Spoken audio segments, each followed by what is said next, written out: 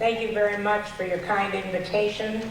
Some of you I saw last night, and some for the first time today. And I'm on a learning curve as to who you are and what gathers you here, and I'm inspired by what it is that brings you together to talk about something as important as the word compassion. I'm going to do something I have never done before. I have a sermon here, and I'm throwing it away. I have found out a little bit more about who you are and what makes your lives come together and why you come to this place Sunday after Sunday, and I'm inspired by what it is that brings you together. Not so much by what drove you away from religion as many people know it, but what it is that pulled you together. I think that's what is important to me. So as we talk about compassion, I thought these words I had are not going to work. They're not the right words for what I sensed from last night and from the time that we had together just before this, as to what we're talking about seeking for a world of compassion.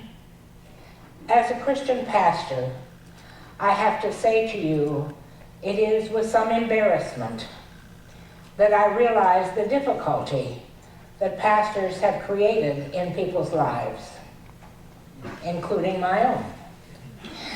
And what difficulties religion has created for a world that is seeking how to be people that are peacemakers. I wish you knew Karen Armstrong as I know her. She's one of my very best friends, and when she told me that she was going to get the TED Prize, and I'd listened to the TED stories and I knew what people were talking about, and I said, "What are you going to talk about?" She said, "Well, I'm going to talk about compassion." And I have to say, I thought, oh, this will go nowhere. This is not what people have been talking about. What in the world is she? But I thought, well, never mind. I know Karen well, and there's really no point in telling her that she's not going to do it if she's going to do it. Well, I think the story is a very powerful story. What Karen did, and for many of you, the few of you that I've met and talked to, this is what inspired me, is my conversation with you. My life experience with religion has been 100% positive. I realize that is not everybody's experience. My grandfather was a pastor. Pastors were my friends. The church gave to me something that I could never have had without it. And my whole life was changed by Martin Luther King. And whatever Martin Luther King was, he was a religious pastor. And so when I listened to Karen say to me, "You were never a nun like I was. You never had the bad experiences that I had," and seeing religion as the divisive force that it is, she said, "You are one of a kind." I thought, well, my children think that too, but for very, very different reasons. I have a granddaughter. I have 9 of them, but today I'm thinking about the one that took off in a plane yesterday to go to seminary. And if I ask each of you to say, take a guess, where did she go to seminary and what made her decide this is what she wanted to do? This is a young woman who just spent 3 years in the Peace Corps in Peru. She is today beginning her time as a seminarian in Cuba. This is not where most people start to go to seminary. So my life has been touched over and over again by decisions that people I've known have made, rooted in faith at the best of what that can be. And those are the stories that I think bring us to where we are. I was deeply inspired by the session that we had before some of you came here. And it was a session of honesty, of reflection, and we were talking about interfaith. What does it mean? And then I realized I was talking to people that the word faith alone was already a problem. It wasn't the inter part that was the problem, it was the faith part that was the problem. And so, having not lived that kind of a life, remembering that my life-changing human being was Martin Luther King, and like it or not, his life was ordered by faith. It was faith that made him with enough courage to do what it is he can do. So in many ways, it's not faith that's the problem. It's what we've done with it. It's the way in which we've used it to separate people, not to unite people. What made Dr. King powerful was not only his commitment to nonviolence, but it was his ability to embrace all people with a kind of wondrous understanding. Born out of a life of faith, yes, but faith with a very different meaning, not faith that divides. In his case, he was a man who called us to love one another, despite who we were, where we came from, the color of our skin, our background. The difficulty of the religion of the day is not religion per se, but it's the way it has played out as a separating factor, making this crowd good and that crowd wrong. This is what Karen Armstrong objected to. Remember, Karen was a nun. It was one of the worst experiences of her life. Fortunately, she has a great sense of humor. And one of her great stories is how she was required to sew her gown that had, as she would always say, it had buttons from here to here, and never could she get them all straight. And regularly did she get punished. And she said, I said to myself, this is religion? Hello? What are we caring about buttons and how they are fastened? And of course it wasn't the buttons. It was the religion that focuses on the minor, not on the major. It was the religion that found things wrong with people, not called them to what is the connector. And so for Karen, and I come today with that simple message. She said, what will unite us? It will be compassion. It is something that is accepted across many languages. It is accepted in many places, and it is not seen as a religious identity. It is seen as an identity of faith at its best, not at its worst. It is something that can pull people together, and people that will deny all kinds of expressions of faith because it's been bad experiences in their life. If you say to them, would you join us in this compassionate venture to be the people that we can be as we express compassion? It's played out in very different ways, but make no mistake about it, my friends, it's dangerous. And I said to Karen, and I put my arms around her, and I said, you're just like Dr. King. And people said to him very early, Martin, what you say is right, but you'll die for it. Most people would not think that you might die for compassion, but I think you could, if you took it seriously. And if you talked about being compassionate around people's lives that other people reject. It can, in fact, and probably will be, a dangerous venture. Danger's not all bad.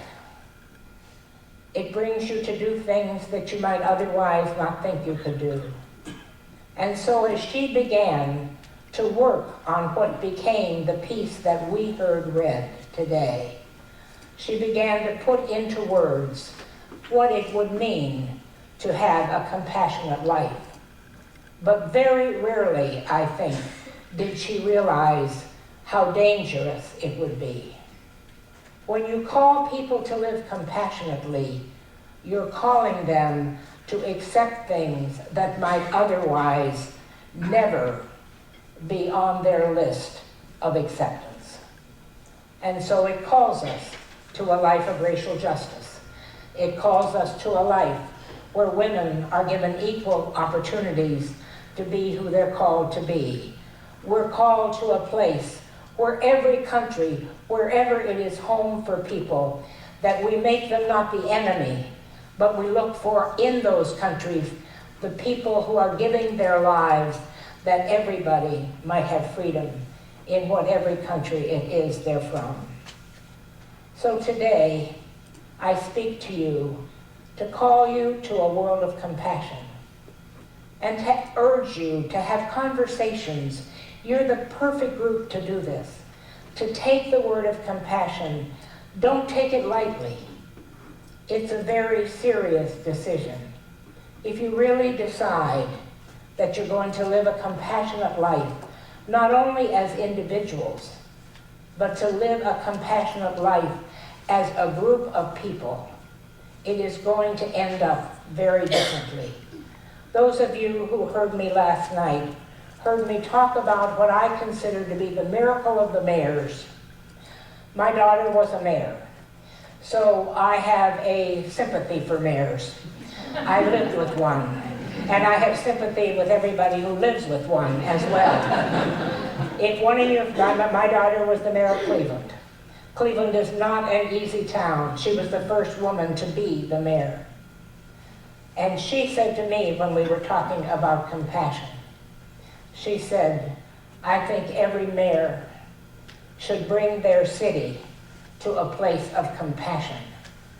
That, in many ways, is the calling of our political leaders. It's not what we're experiencing. It is not what we're experiencing. And when we look for leadership, one of the judgment calls should be, do they know how to live compassionate lives? But more importantly than that, do they know how to develop a compassionate world? The reason I chose the poem that I did, because it is one of my most favorites. And I think that for everyone in the room, you probably, if I ask you, you would have a story to tell that would mean that you, at some point in your life, took the way less traveled by. And it did make all the difference. So in closing, I want to tell you just a little bit, very short, about my decision to work with Dr. King and what it meant to my life. If someone had said to me, now remember, I am almost 84 years old, a week away. And so I was in my 30s when I first met Dr. King. I had no idea how choosing that way less traveled by would change my entire life. Was it easy? Not always. Did it create problems in my family? Yes. Did it call me to a deeper believing and a different kind of believing than I had ever experienced in my life? Absolutely. But if you look at Dr. King and the effect he's had on our world, the story I told you last night is just one of many stories of how he lifted up compassion. When people said to him, Martin, just talk about the civil rights movement. Don't get involved in the war in Vietnam. Please, don't mess up what you're looking for with that. And he simply rose up and said, these are all people of God. This world is everybody. I can't just say, for my people, I will do this, because there are no my people. There are the people of the world that need attention. And through the sacrifices that he made, including the sacrifice of his life, many of us stand today I'm privileged now at my age to be one of the few that knew him when he was alive. And I remember being in Washington the day that our president took office. And I couldn't help but think, it's a shame that Martin's not here to see this day emerge. And then I looked in the mirror and I thought, if he were here, he would only be 3 years older than I am. And so for me, it was a moment of great sadness, because I realized how terribly young he was when he died. But what he gave us was a vision and a dream and a call to compassion that we can live in today just as much as if he were here to be teaching. What you do as individuals and what you do together, if you come together to say we are going to seek not only compassionate lives for ourselves, but we're going to do what we can to develop a compassionate city, a compassionate school, a compassionate way of life. And when I come back a year from now, and the next time I come, I'll have a little more instruction about who you are and what you do. And I won't have to take my sermon and throw it away. But it was a good thing. It was a good thing. Because you're here trying to build something that doesn't separate people based on belief structures that separate people rather than joining them together.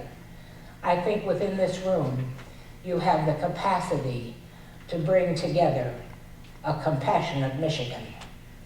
I know the place pretty well. They educated me, and they educated everybody in my family, all my children, all my parents, everybody. So my charge to you is become a compassionate, not only an individual, but turn to your neighbor and become a compassionate presence within this state and within these cities. And a year from now, it will be a different place. Thank you.